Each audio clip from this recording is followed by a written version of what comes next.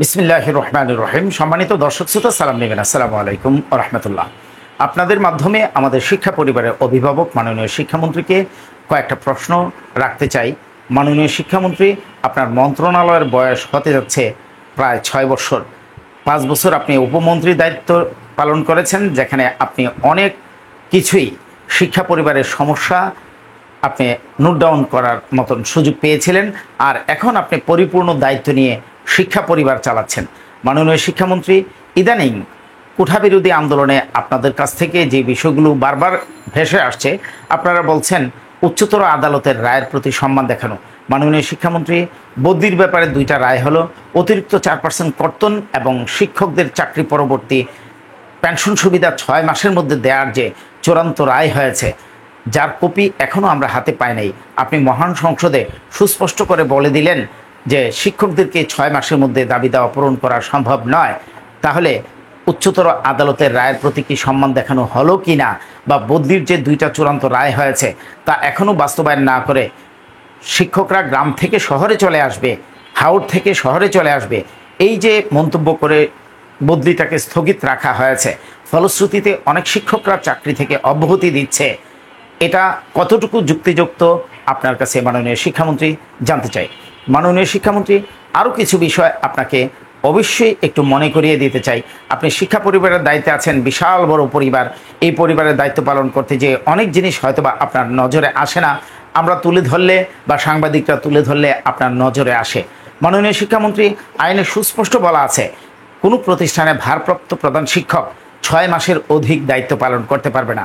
বাংলাদেশে একটু খোঁজ নিয়ে দেখবেন কি কত হাজার প্রতিষ্ঠান প্রধান তারা ভারপ্রাপ্ত দায়িত্ব নিয়ে বছরের পর বছর, এমনকি 14 বছরও পার করেছে, তারা কি আইনের প্রতি শ্রদ্ধা দেখাচ্ছে না আইনকে ভায়োলেট করছে?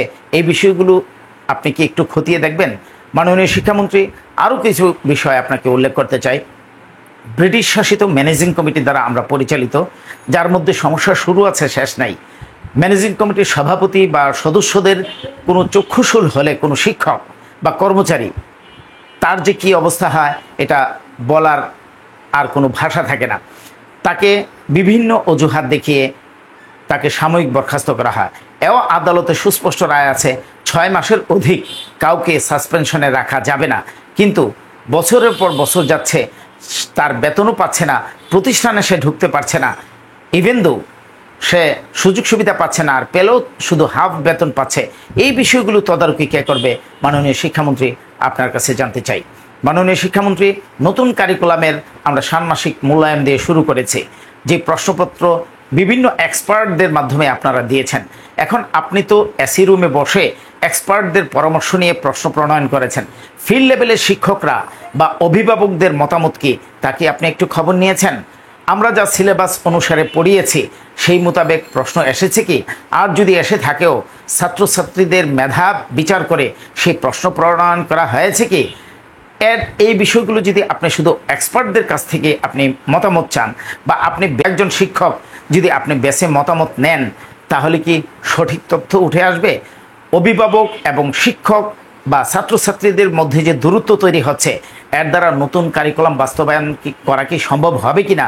মাননীয় শিক্ষামন্ত্রী, সবিনয়ে আপনার কাছে জানতে চাই এবং আপনাকে পরামর্শ দিতে চাই। শুধু এক্সপার্টদের সাথে পরামর্শ নয়, ফিল্ড লেভেলে যারা বাস্তবায়ন করবে, যাদের হাত ধরে হবে শিক্ষার রূপান্তর, সেই শিক্ষকদের মতামত কি, তা অবশ্যই আপনি জানবেন, এমনটাই আমাদের প্রত্যাশা। মাননীয় শিক্ষামন্ত্রী, আরও একটা বিষয় জেনে খুশি হলাম যে আপনারা ইএফটির মাধ্যমে অবসর কল্যাণ বোর্ডের সুবিধা আপনারা প্রদান করবেন। মাননীয় প্রধানমন্ত্রী অবসর কল্যাণ বোর্ডে 1040 কোটি টাকা দিয়েছে, এখন আপনারা দিবেন 2019 সাল পর্যন্ত। তাহলে 20, 21, 22, 23, 24 এই যে শিক্ষকরা অবসরে গিয়েছে তাদের টাকা কবে পরিশোধ করবেন এবং তা পরিশোধ করার পরিকল্পনা কতদিনের মধ্যে আছে, আপনার কাছ থেকে সুস্পষ্ট করে জানতে চাই।